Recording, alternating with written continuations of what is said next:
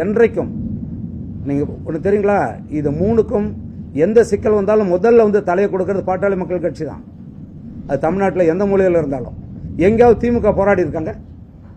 எந்த போராட்டத்துக்கு வருவாங்க? சும்மா பேருக்கு கணக்காட்டுறதுக்கு வருவாங்க. அதிமுக வந்து போராடி தருதா? யார் போராடுறாங்க? எல்லா உரிமை போராட்டத்துக்கும் நாங்கள் தான் வரணும். ஆனால் ஒரு விடிவு பிறக்கும்.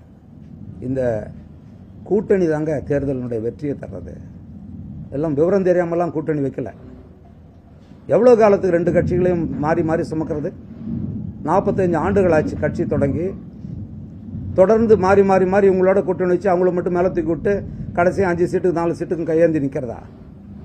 2026 முக்கியமான ஒரு தேர்தல் பாட்டாளி மக்கள் கட்சி. அதை நோக்கி தான் நாங்கள் போய்கிட்டு இருக்கோம். அதுக்கு எல்லாமே நடக்கும். தொடர்ந்து எந்த